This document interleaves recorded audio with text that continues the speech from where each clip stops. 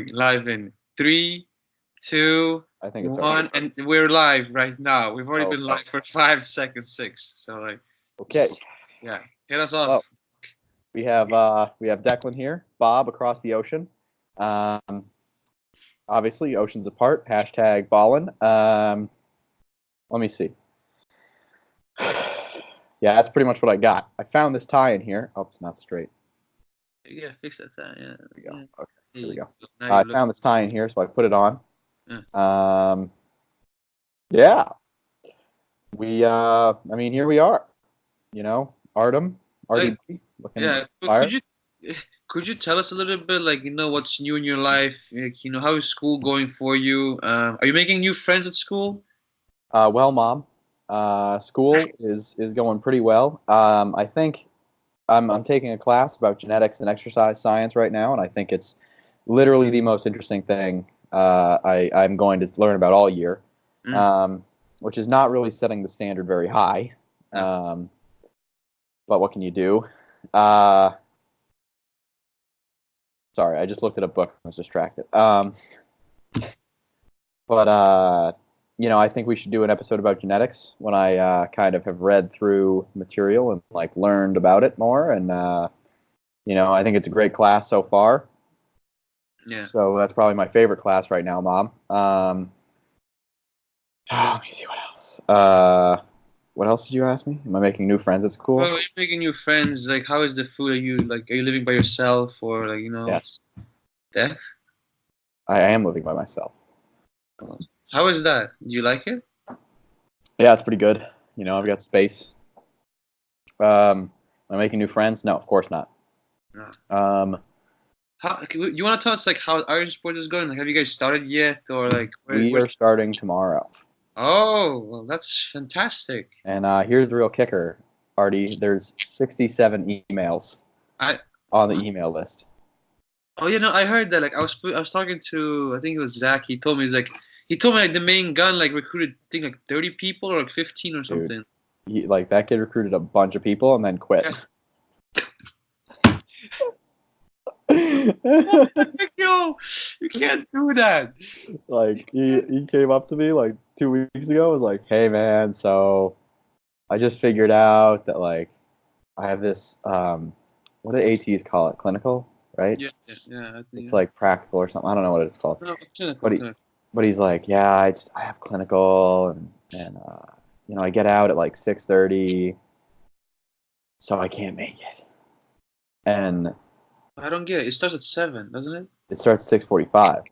Well, he can make. So, well, I mean, I'm just going to try to get him. I'm going to slowly try to inch my way into getting him to coming by being like, hey, there's this thing called Pyrex, and you can fill it up with food and munch on that food for 15 minutes, or just grab like a bar or something pre-workout and then eat post-workout, which is what your boy did like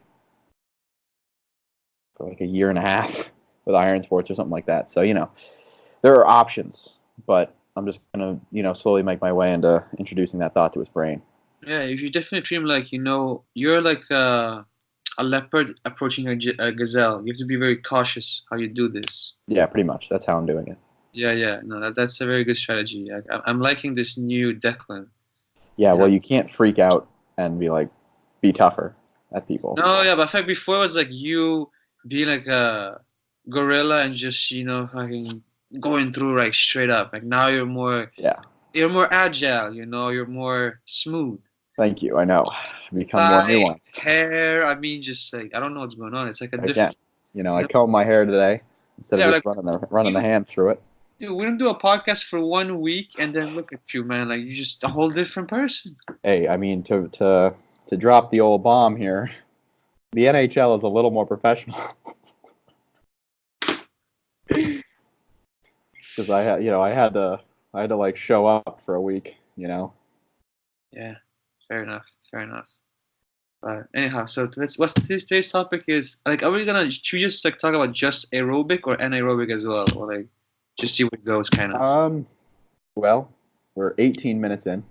No, we're not. We're 5 minutes in the recording. Okay, we're 18 minutes into this call. Sorry, my bad. Now you've ruined everything. You're welcome. Let's let's just start with let's just do both. Fuck it. Yeah, let's do both.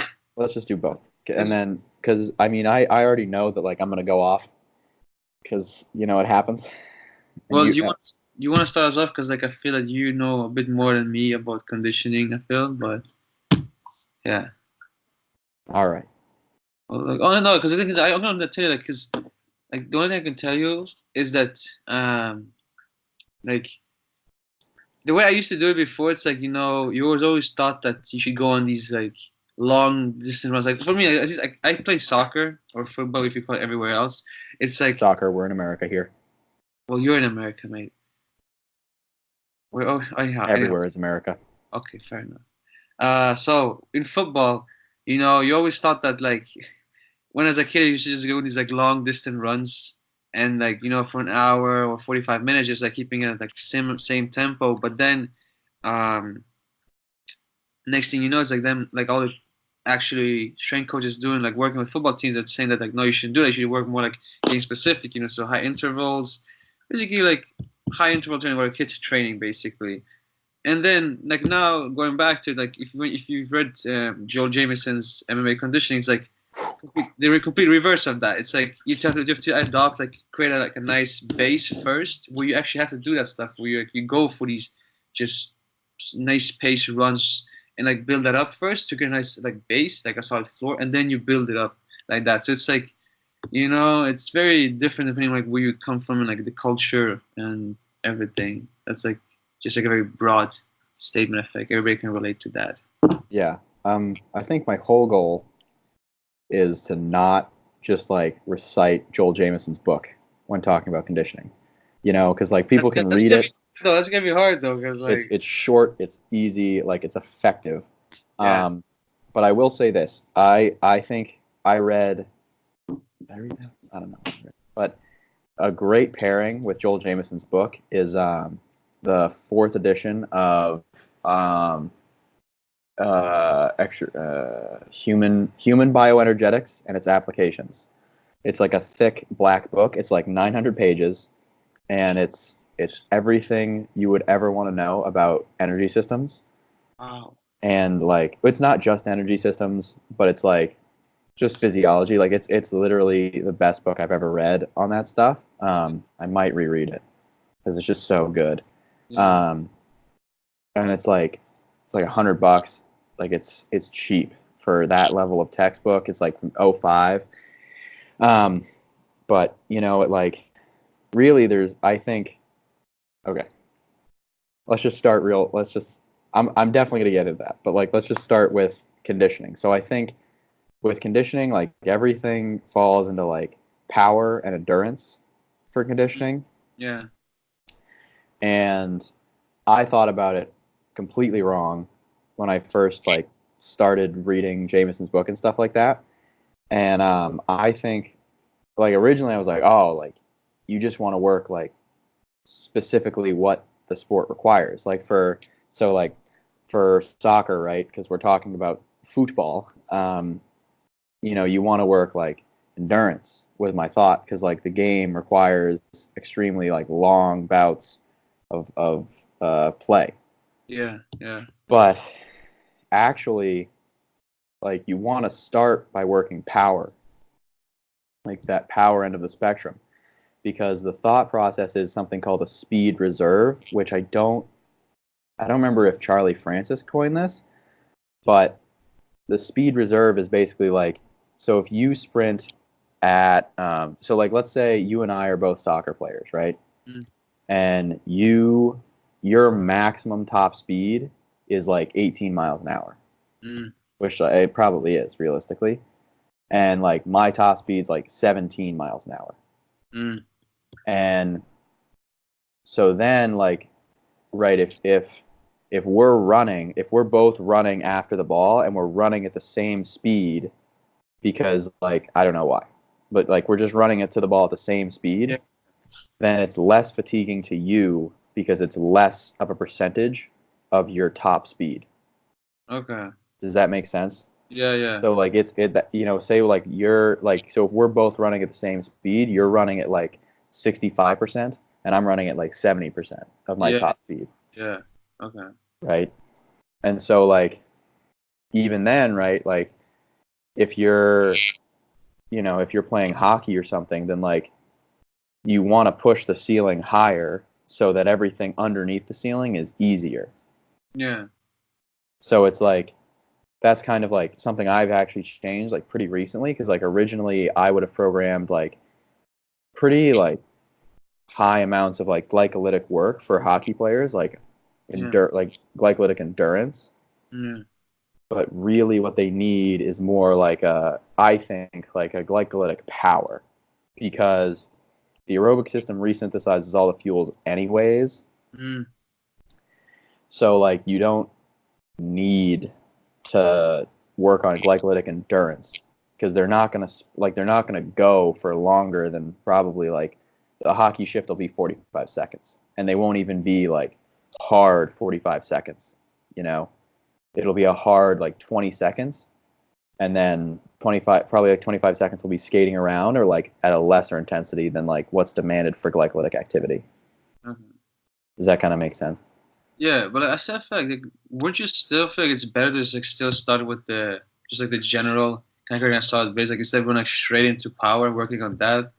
You know, because I feel like I definitely agree, like I understand what you mean, but like going straight, like 'cause it's more applicable. I still feel like if you work on kind of like building the overall just general base for them and like kind of helping them with the cardiovascular system, kind of like moving the blood, like expanding the heart, and like that's like so they can like pump more.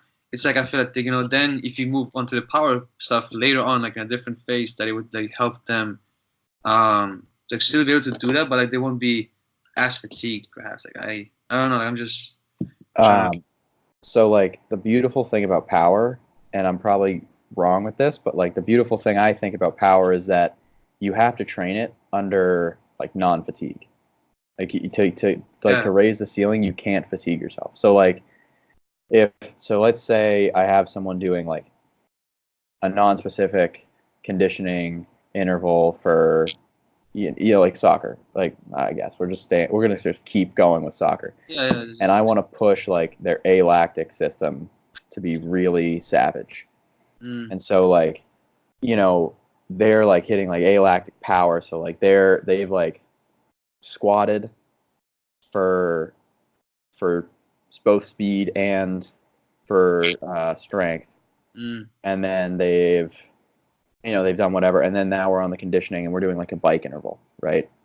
mm, And I programmed, I don't know, like 6 intervals of like 8 seconds of just like all out speed and like 3 intervals of um, 8 seconds of like max effort work mm, to like hit both ends of like the alactic spectrum where it's a speed equation, but it's also like you need that to produce force into something, right? Like so they get let's say like 4 sprints into the first segment for mm, speed, and like there I'm like, hey, you need to stay above like this amount of wattage on mm. your bike that I've predetermined from like testing or something like that.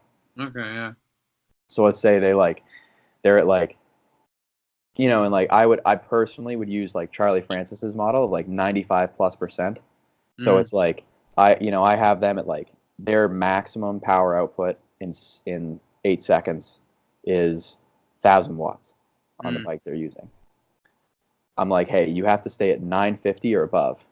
mm, Rep 4 at the very like at like second 7, they hit 940.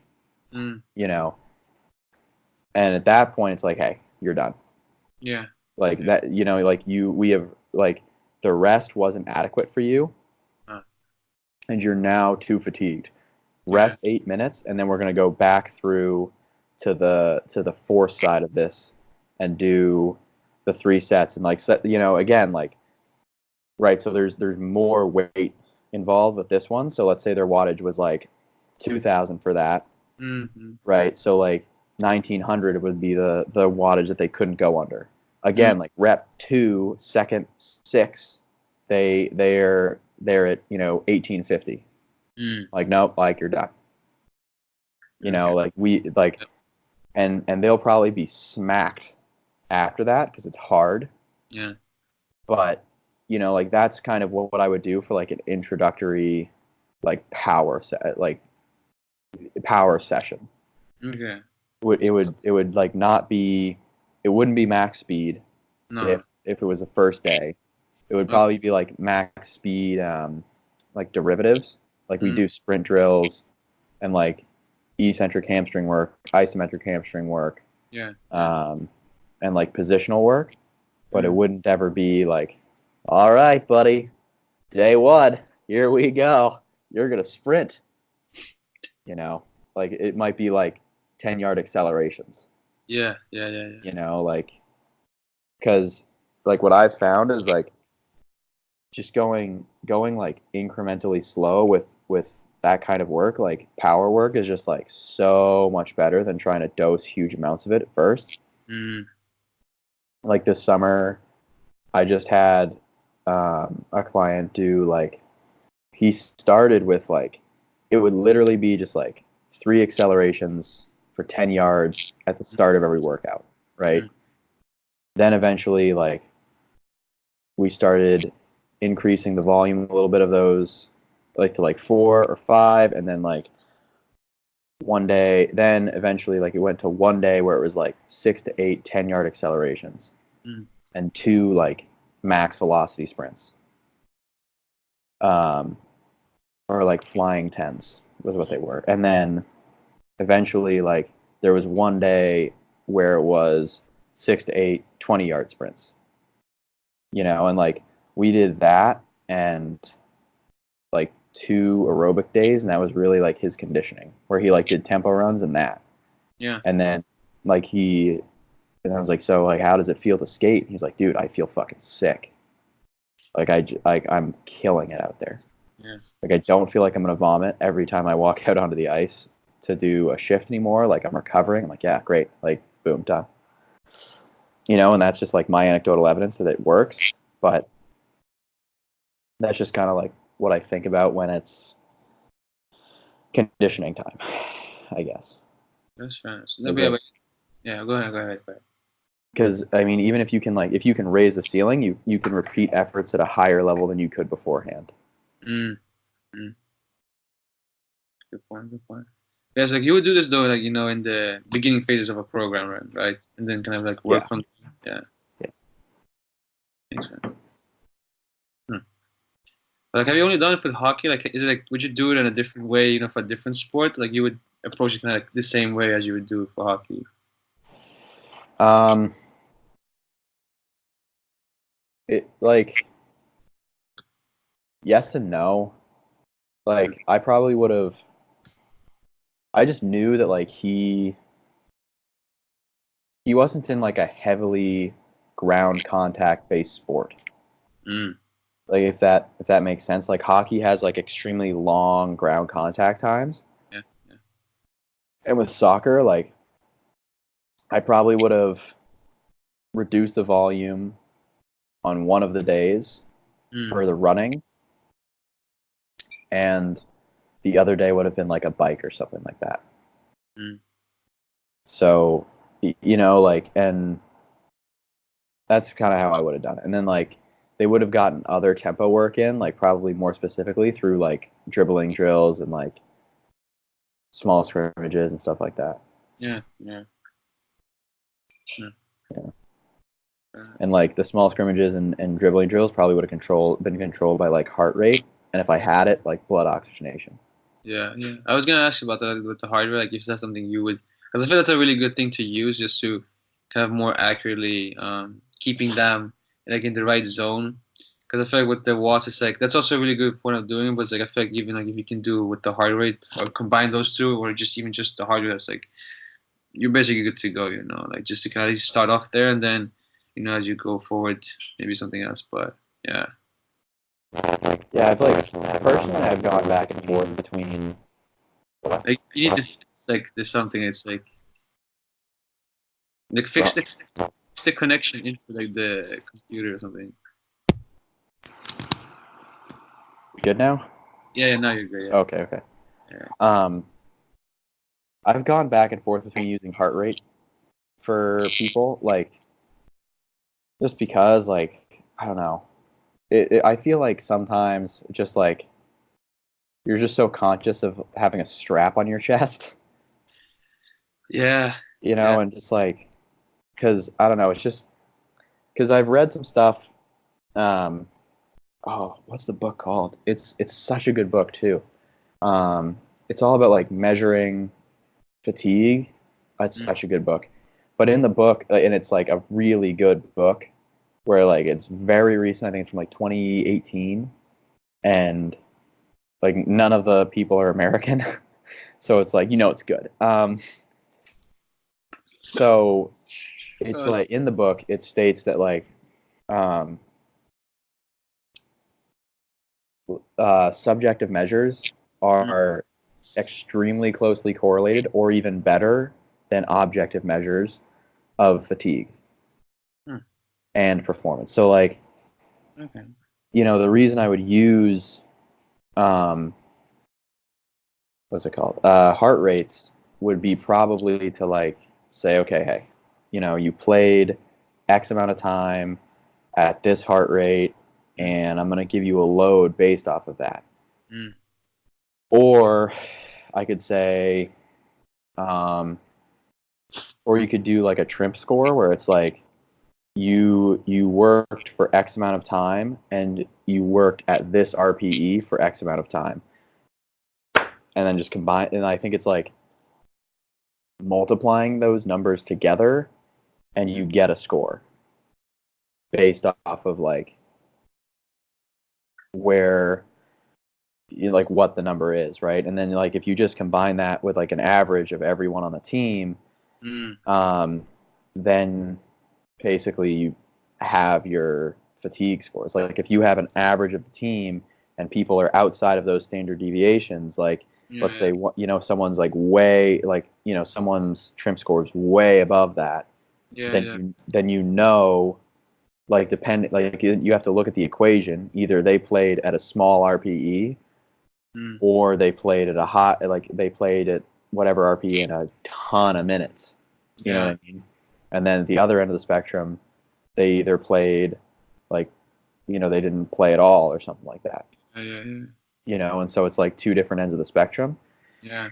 Um, and like and I think that would be like depends, right? If you have a GPS system, you don't need to worry about any of this No. because it just gives you the information. You need to worry about, do I have enough time to go through all these variables, because I think it gives you like 400 variables or something like that. It's a lot. um so like that's so like I just always kind of go to subjective measurements because they generally are better correlations to what's actually happening Yeah.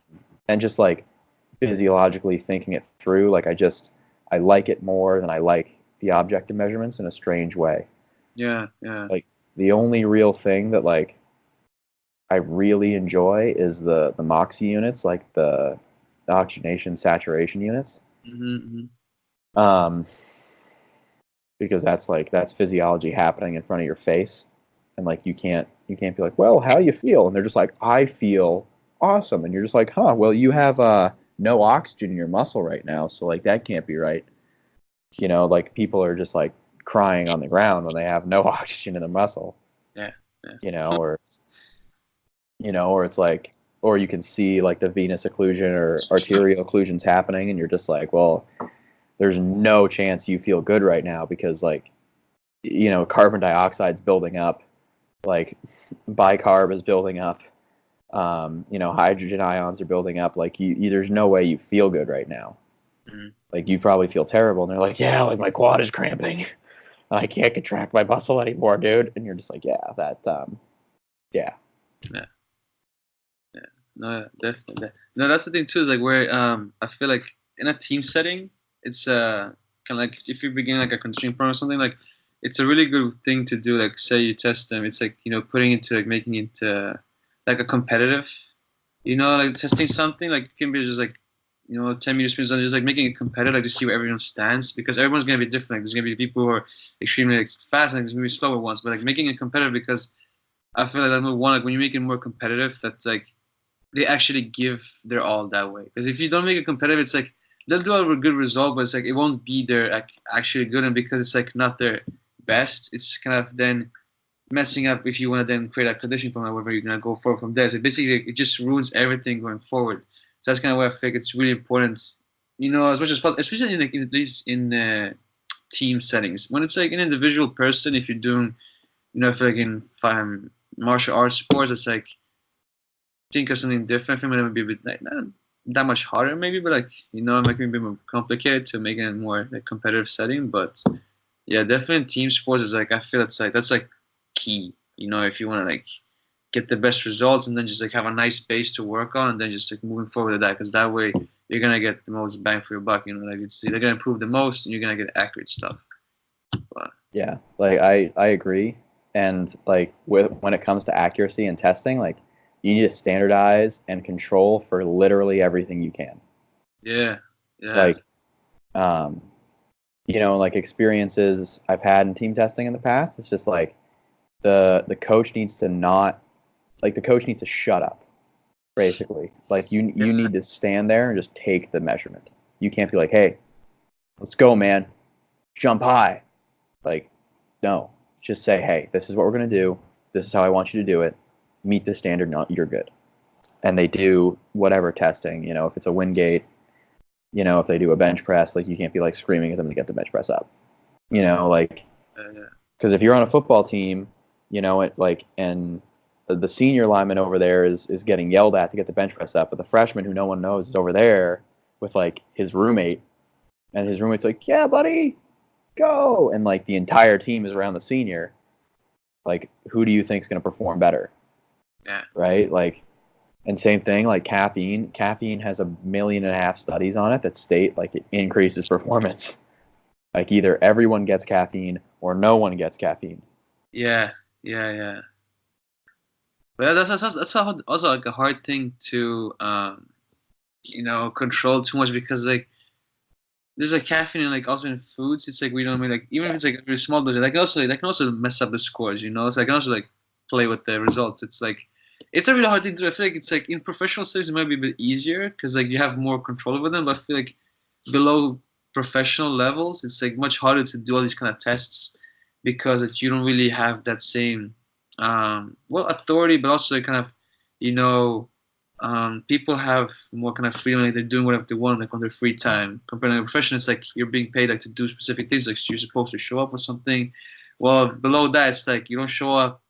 You know, you don't show up basically. Like people are gonna, you're not gonna get fucking fired. Like you can't pay your bills or whatever like that. You know, it's like, but yeah, I, I don't know, man. I don't know. It's been interesting. Like Yeah, in the places I've been, like everyone's pretty much shown up and gone in on it.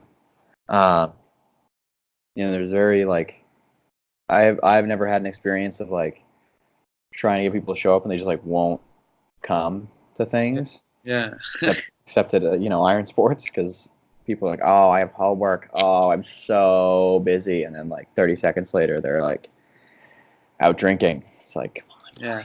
but another day, another You know, day. but honestly, I feel like also it's a very cultural thing because I feel that at least within soccer, it's like there's never been like a thing of like where you just you know you like max out. Like there's always like someone like does it with a few particular people, but like in general, like the whole team, there's never like people just like whatever. Like I have to like give my all in this, so it's like that you know.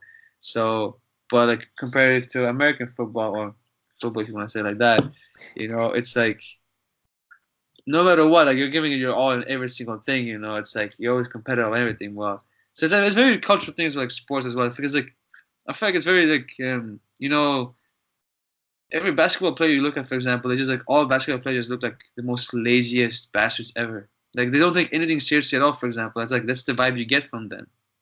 You know, so it's like well, other sports like I feel like hockey and football are like the two like most best examples where it's like they just give your everything in like every single event almost. You know, but that's like that's my experience like from people I've met and like coached like that. So it's like I can't really, yeah. I don't know. It's like it's interesting because like I think if you say to someone, "Hey, I'm gonna write a report, and the coach is gonna see this," people are like, "Oh, um, okay," and then they like try hard.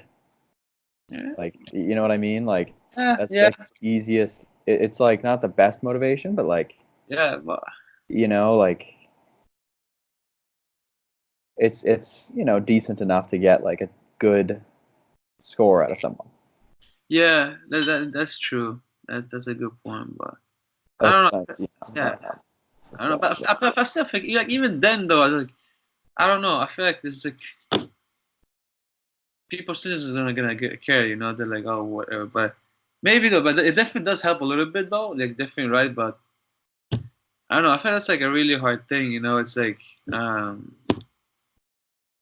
just like tapping into people's heads and like actually having them, give it their all, like in that sense. That's yeah, I yeah, mean, it's also interesting just because like there are not very many testing measures I think that matter very much for sports performance. Like yeah, like if you're a field sport, then like your on-field conditioning test probably matters like a little bit, yeah. right? Like VO2 max has like nothing to do with your sporting performance. Like Mm, maybe like a yo-yo test or a beep test or something like that mm, has something to do with it. yeah, You know, but like I think the best test is probably body fat, but even then there are outliers there. Like I just think like you probably can't play like for at least like hockey, you can't really play like super competitive hockey if you're over like 13% body fat. well, what's the dude's name in the Penguins that Yeah, I mean there's that guy who's a milk bag. yeah, exactly. So I feel there's always like there's one person, Right. but in general, yes, you're totally right in general. And so like but even there like I just think like most sports are just like moving your body weight through space. And if your body weight is fat, Yeah, that's more you have to move through space. Like obviously your boy has not played sports in a long time, but like he's lying, just so people know. like you're just trying to move like your body weight through space, and so if you're wasting body mass on fat that's not helping you move through space, then you're wasting your precious time and resources.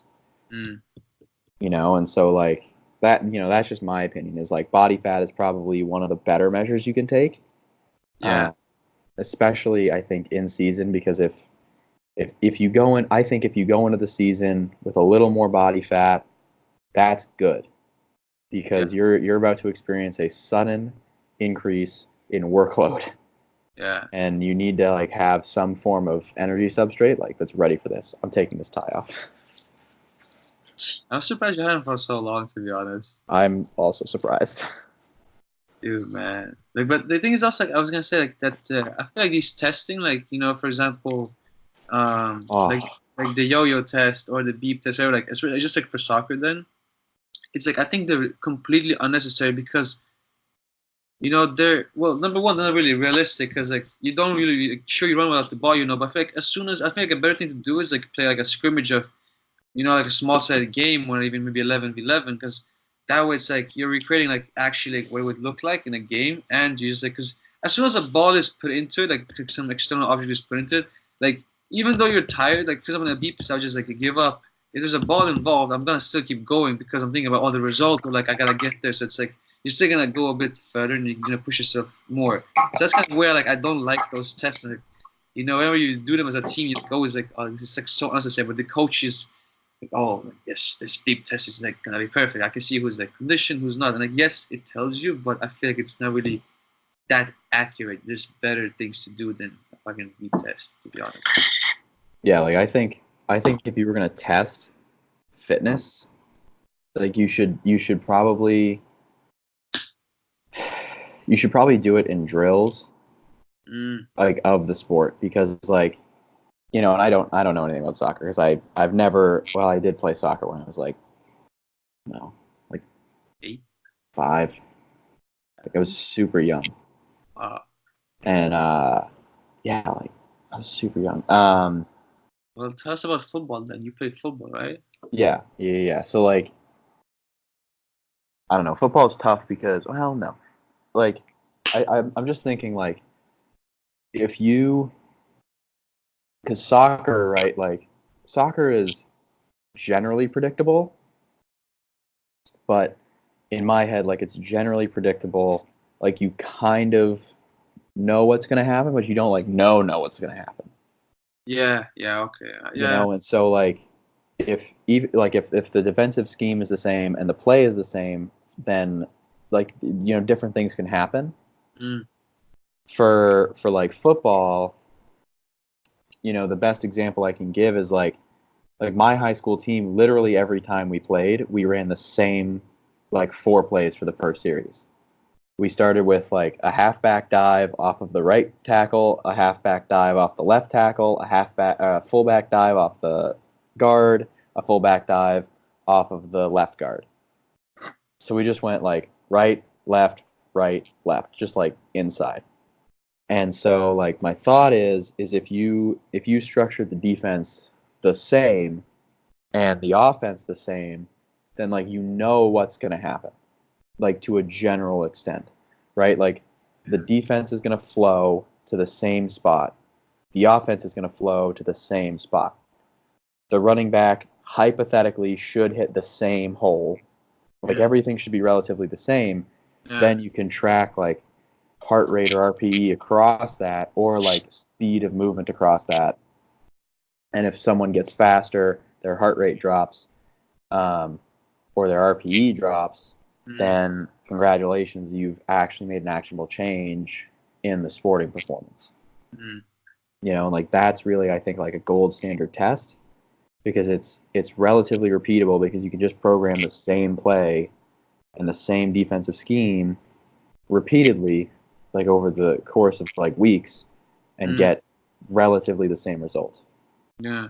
You know, and then like but even if you don't get the same results, you can just look at the data. And if one guy starts at one standard deviation to the left of the curve and then you know after 4 weeks is at the right of the curve outside the standard deviation, you're like, okay, that's not a good data point, like deleted. Yeah. You know, and then but then right, like things should just kind of match up and you can see like people either get better or worse. Mm. Yeah. So that's that's my rant there. We started talking about conditioning and then now we're talking about testing. So I know, but it still has to do with conditioning because like there's like a lot of testing in conditioning, you know. So it's like, yeah, we're still kind of on topic, but we definitely did like deviate a little bit or a lot, maybe even. I don't know, but yeah. excellent. No, yeah, but honestly, I think for aerobic, um, I don't know. I think we covered basically like the most important things, like when it comes to just like aerobic conditioning, or do you feel like there's maybe a bit more to add?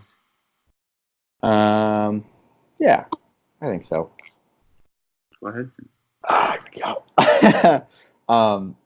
So again, like there's still a power component to the aerobic conditioning because you can get your heart to pump more efficiently.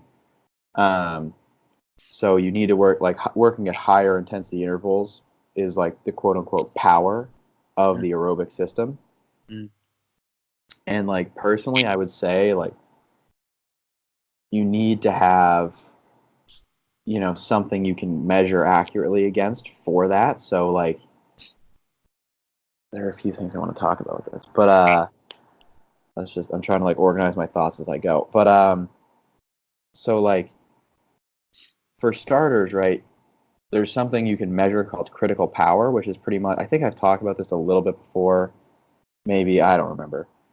But critical power is pretty much like, let's say you're running at, I don't know, 300 watts, you know. Let's say you're running at 10 miles an hour. Okay. If you went if you went to 11 miles an hour, then that's it. You're done. Like you're cooked. Yeah. But you can maintain like 10.8 miles an hour and be really, really good at maintaining that 10.8 miles an hour. Like you can maintain that and not burn yourself out. Mm. So critical power is the point at which you can maintain and not burn out. So, like in my head, that's a really good aerobic power conditioning tool because then you can set like a standard for this is how fast I'm going to go, and I'm going to go this fast so I don't exceed my limit and just shit the bed Yeah. in like a nutshell. And then, so I mean that's like kind of a concept I really enjoy. Mm. So I think like aerobic power is really all about like how well basically your heart can metabolize lactate, um, and like how well like how efficiently it can pump really hard. So like rate pressure product is like a pretty good example. So like pretty much like that's just like the ability of your coronary arteries to supply the heart with blood, which can be increased if you work at a really like a higher blood pressure for an extended period of time. So like cycling against like a moderate resistance is really good at that. And like mass one is basically mass one phase one is like really really good for improving rate pressure product. Yeah. Um, I agree. and so there's like another power kind of output, like because power like that rate pressure product is a power equation because it's how far the blood is going in a given amount of time. Mm. Um, so I mean, yeah, there's that for power. I think everyone and their mother kind of knows about like capacity for aerobic conditioning. Like that's like all the aerobic conditioning is kind of known for. And so like then something else I'd like to say about that is at 60% of your heart rate, I say like 40 to 60% of your heart rate, Mm. depending on like if the heart is concentrically or eccentrically hypertrophied, Mm. which you can see on EMG. Um, then you Want to explain as well, like the difference for people who might don't know, or yes, read Joel Jameson's book. No, I'm kidding. hey, Um, folks. so a concentric hypertrophy of the heart is basically the heart. If the heart starts like this thick, then the concentric hypertrophy is it grows to this thick, and it's able to contract really, really hard and very well, but it's not able to relax enough to allow blood volume in.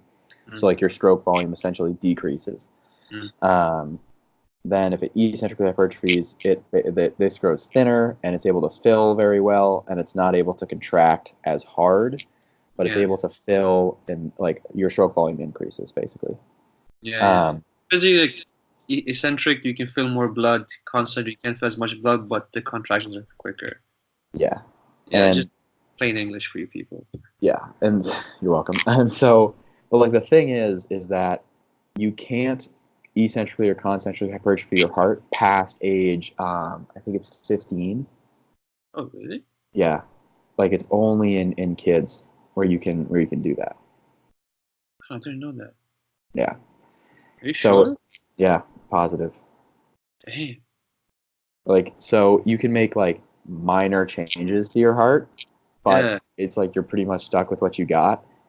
And like concentric hypertrophy is like only really occurring when you're literally doing nothing but like lifting weights just over and over and over again. And your heart rate's like 85 lying down. You know, like Yeah. like when you're in bed, it's like 85. That's like when you have concentric hypertrophy and you're like gonna die. There's also concentric hypertrophy like in disease populations. So it's like varying. There's also eccentric hypertrophy in populations where like they actually can't contract hard enough to like flow blood. Um, I don't remember where I started with this. Well, you were talking about power and like aerobic power. Sure. So like I don't know, like but yeah, I just like maybe for the if you want to give maybe like some examples like that you can like for aerobic power, like what you would do for exercise, like what's like your go-tos or that you've seen other people implement perhaps. Um, I really like the bike because, well, Mm. I guess Well, like what kind of bike? Like, is like I mean, like the assault bike or like yeah, like anything I specific? mean It's like any bike, just. preferably a bike you can increase the resistance on. Mm. and see wattage. Like that would be optimal. And then, sets of like 3 minutes at least Okay. are good, pretty Yeah. much. Would you just like crank up the resistance then, or like? The resistance should be like moderate. I really like that because you can increase your rate pressure product and like increase your heart rate so that it is like an aerobic power sort of thing. And like the guidelines from Jameson's book are to be plus or minus 5 CPM of your like lactate threshold or something like that, or if your anaerobic threshold is what he says. Yeah. So,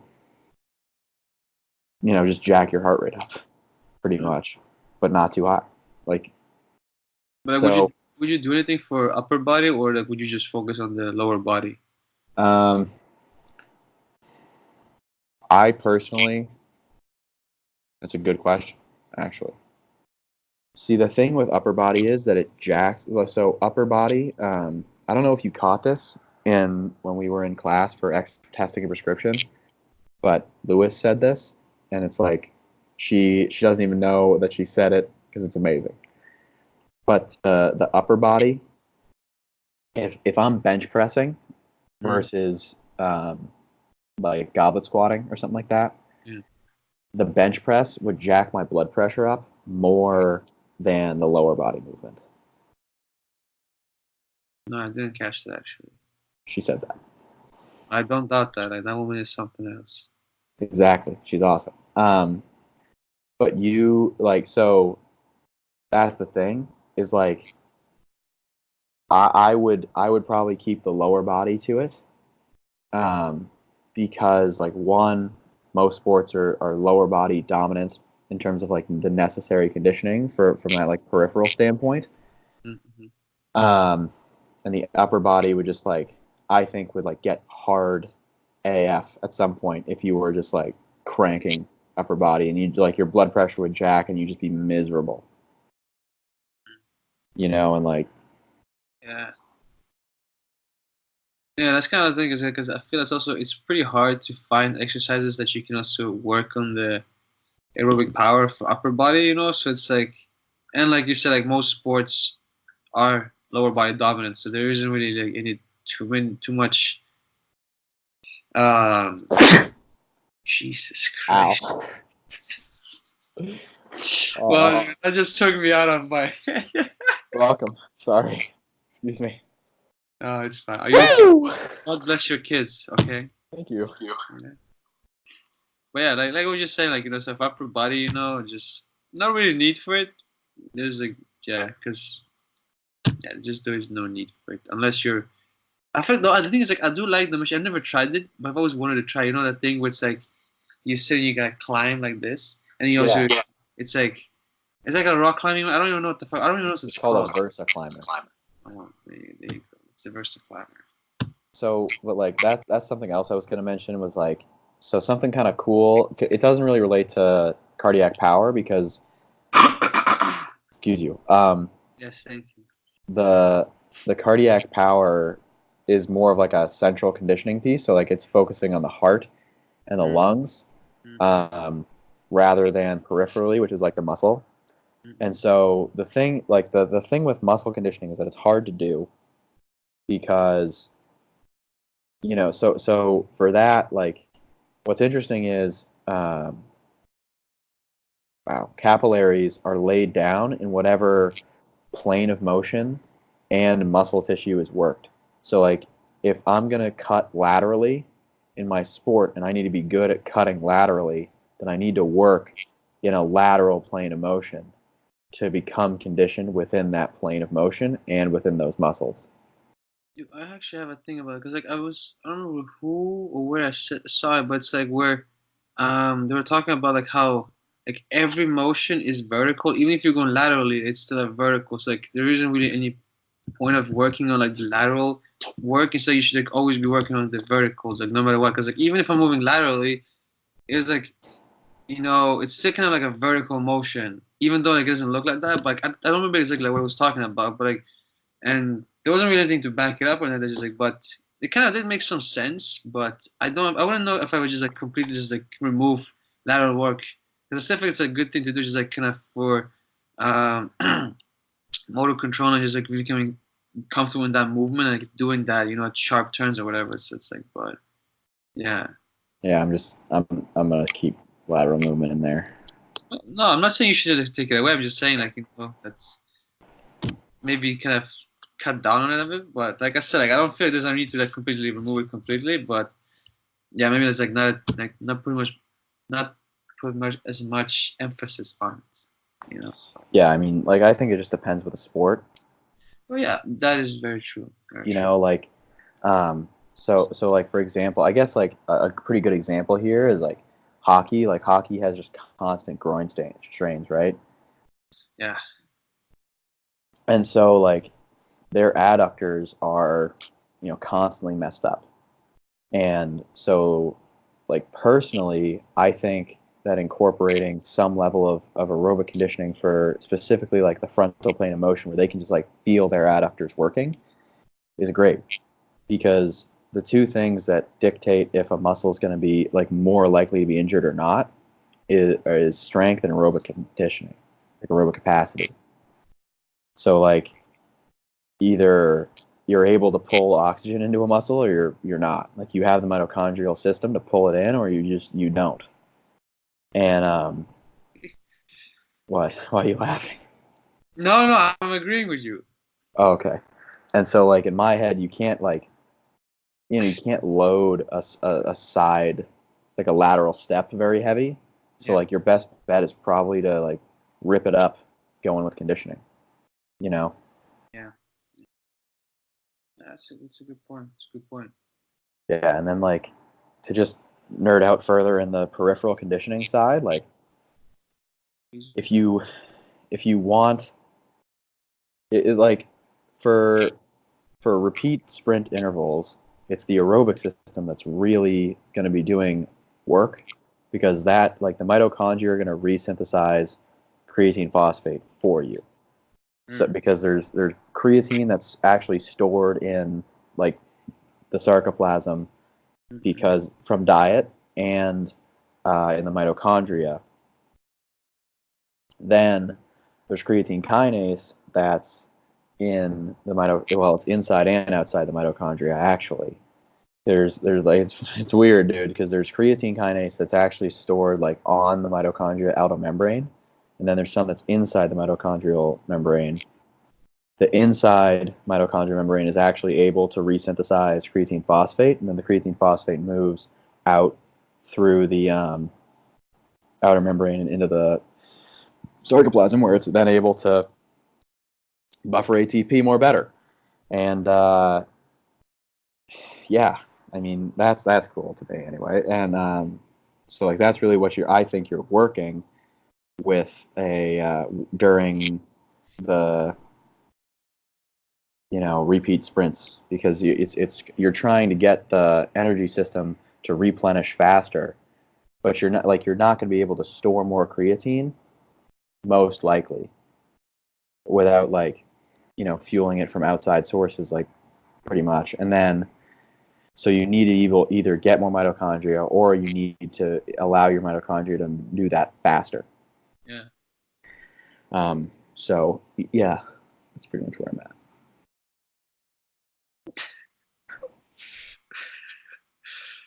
Hmm. And I mean, yeah. I have nothing to say like anymore like on the aerobic part, like Great, because I have one more thing to go through. oh please mate. So we were talking about like I briefly said the dirty word, that's occlusion. So pretty much what happens is when if Artem here is running, okay, his quad will gently contract against the blood vessel, right? And so it's just gonna like kind of one of these against the blood vessel. You know what I'm saying?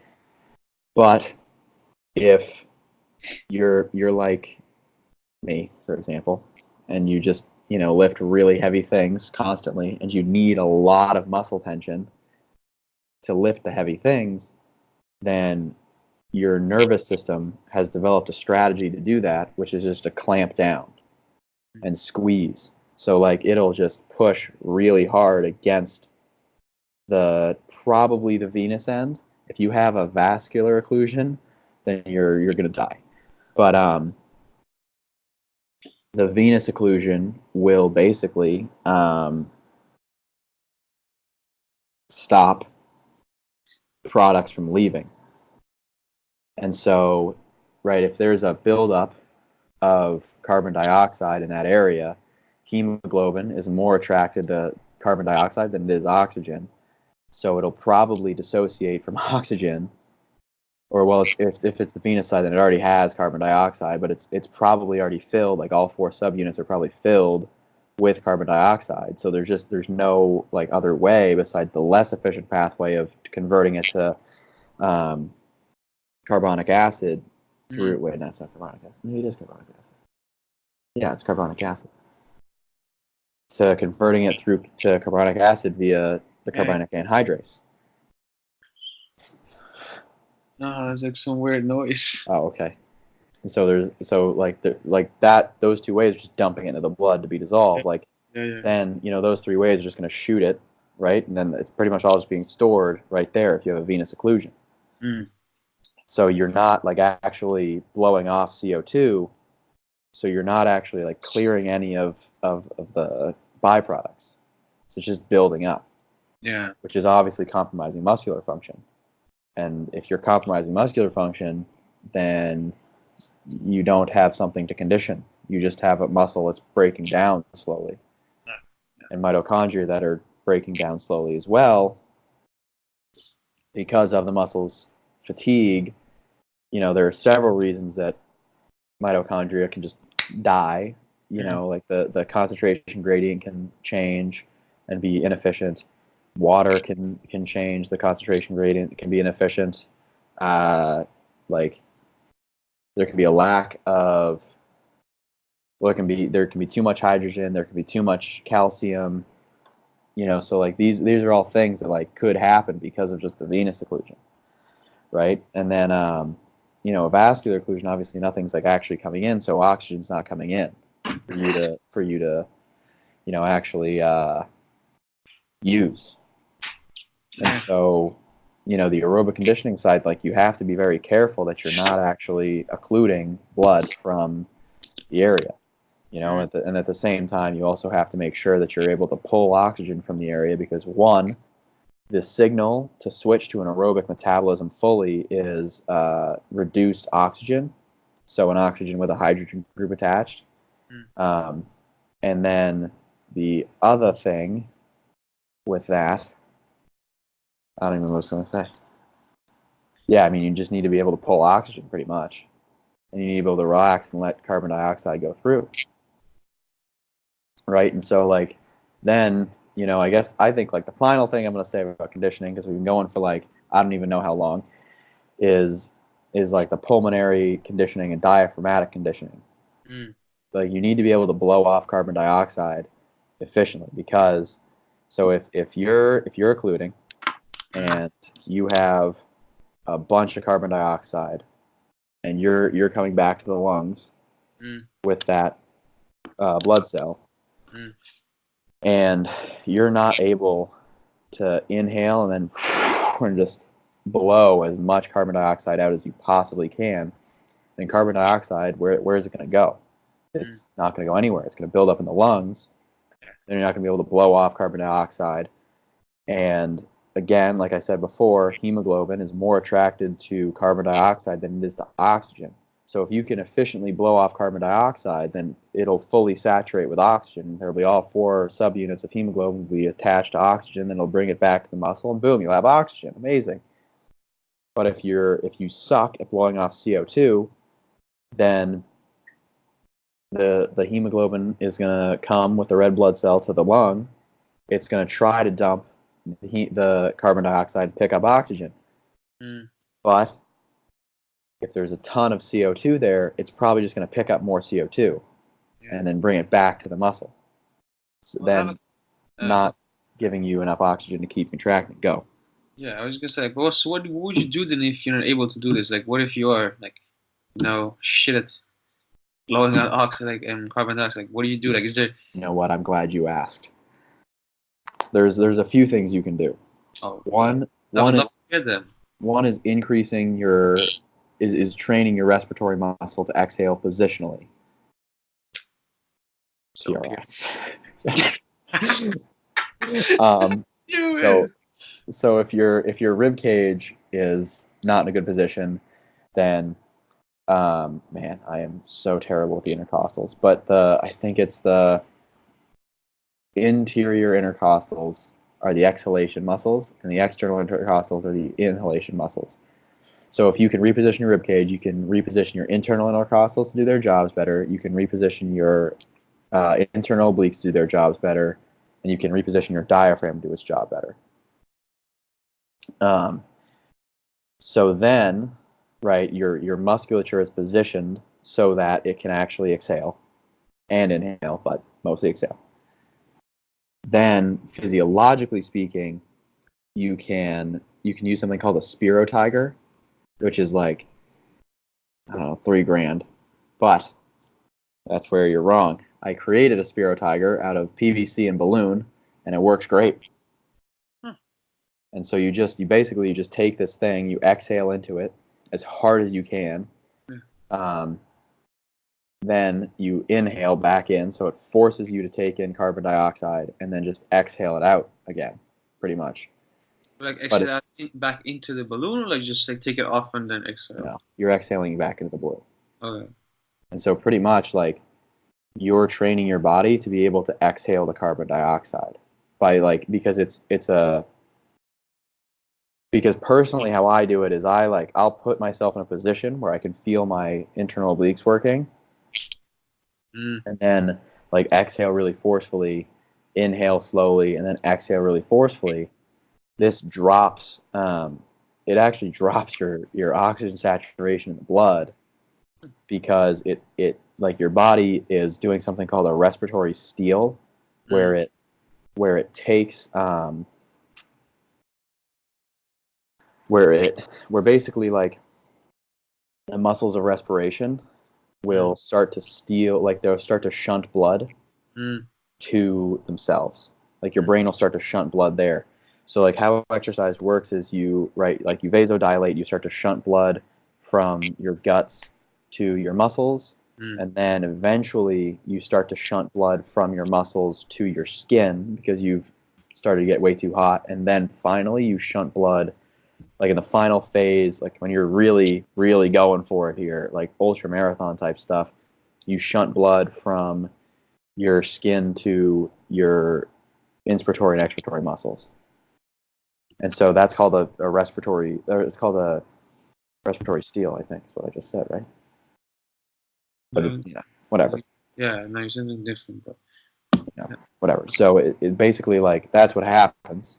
And so you can train this to be less by increasing the amount of oxygen that the expiratory muscles and inspiratory muscles can extract, because the diaphragm only extracts about 80% of oxygen, even going full bore.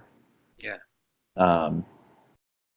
So you can train that to be better and make the AVO2 difference bigger, pretty much, by just training like basically the respiratory steal exclusively. Like it's just sitting there, position, and it feels awful.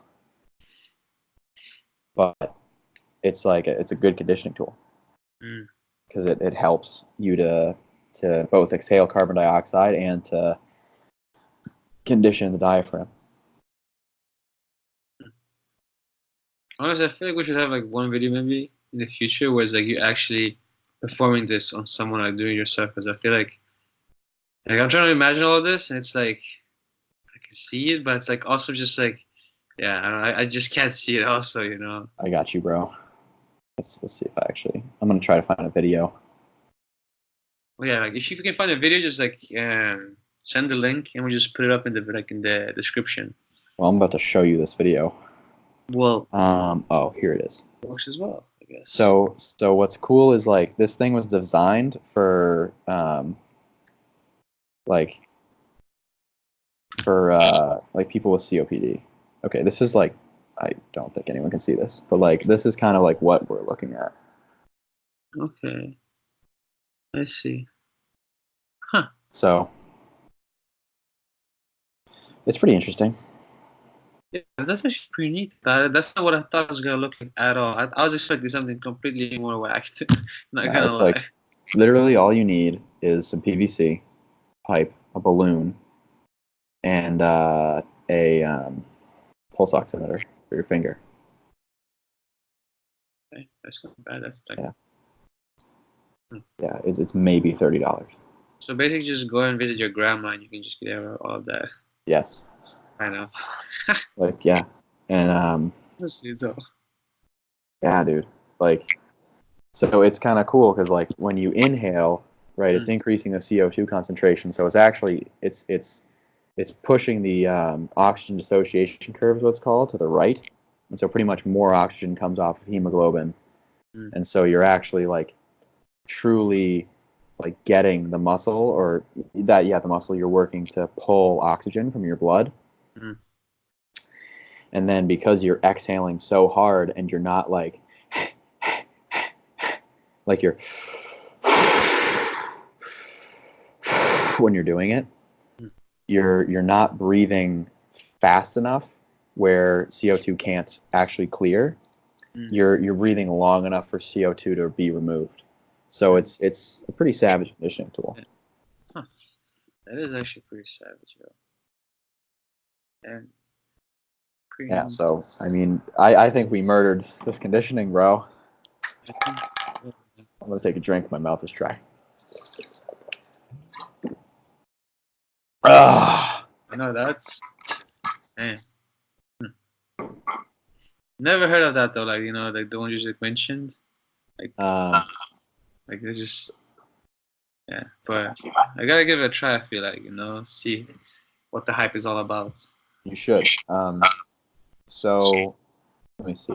I'm trying to. There's a sick podcast that like really got me hooked into this stuff. Mm. Okay, here it is. It's called. I'm gonna send you the link. It's from our boy Robbie Bork. We should honestly try to get on this thing because it would be hilarious. Honestly, man, like the thing is like this is like a bit off topic though, but like um I haven't heard listened to it yet, but like he had Bill Hartman on, like some latest episode, and then like but things like I was looking at Pat Davidson talking about like he went to the Bill Hartman seminar, like talking about Right. talked about that, and that just like dude, that man is something else, man. Like Pat Davidson or Bill Hartman. Bill Hartman. Yeah, Bill Hartman's insane.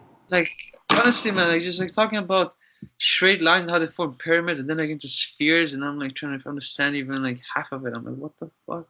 Like, what goes into that man's head? Like, just the man's something else. But yeah, So yeah, I mean, like, dude, I'm trying. I actually just bought a book. It's here right now. That is a recommendation from Bill. hmm. It's called The Spine in Sport. I'm just like praying to God that it's good. I don't. I honestly, I feel it's gonna be like just like a ton of information. It's gonna be ridiculous to read it. That's what I'm betting my Yeah, money. it's weird. Yeah, I don't know. I don't know how I feel about it.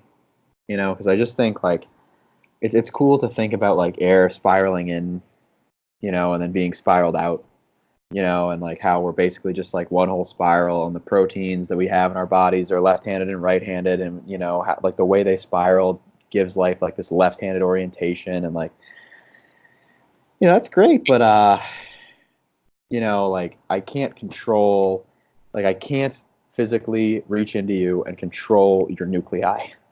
No, that's the thing, man. That's the thing. Like It's like, like I can only like barely control your satellite cells. Okay, and so like I just can't like. I also just sent you the podcast that I'm is really fantastic about that stuff. I don't think he goes like into it as much as I just did, but he kind of talks about it, mm. and it's fire. It's No, like but 2 hours long, and I was hooked the whole 2 hours. well, yeah, no, definitely send it, man. Definitely send it. It has been sent. Oh, Oh, is that what you just sent to me on Facebook? Yeah. Oh, that was somebody else. No. Thank God. For once, it's you and not, mysterious lover or fan or, I don't know, serial killer. Well, I'm glad it's just me. Yeah, it makes me very happy and fuzzy inside. Good. So I think we're good. Do you wanna outro this? Do you want me to outro this? Oh wait, hi Dad. Well, yeah, I want to say, hi, Declan's dad. I want to say hi to, uh, who do I want to say hi to? Actually, hi to Joe, because I know that he told me like he appreciates this podcast and it's a very dope podcast. So thank you, Joe. Not the Joe that we know. It's like this other dude from the soccer team. I want to say major thank you to the fat Jewish man. Um, who else? I want to thank all of you who are funding this podcast. You are all very greatly appreciated. We all love you, both me and Declan. True. And yes, we hope to increase our numbers. Like I think we're in double digits now, or not really sure. We'll see after this episode. So great times are coming. Great times are coming. But yeah, I think That's sick. yeah, I think that's it for me. Anything else you want to just add to that? Yeah. Once again, I appreciate the opportunity to come on, talk about some stuff. Yeah. I mean, this has been fun. As it usually is. Yeah, it was a rough start, but we Yeah, we we deleted it and rallied. did great. We did great. It was Sure. yeah. Let's go with that. Okay. Well, thanks once again, and we hope to see you again next week. Yep.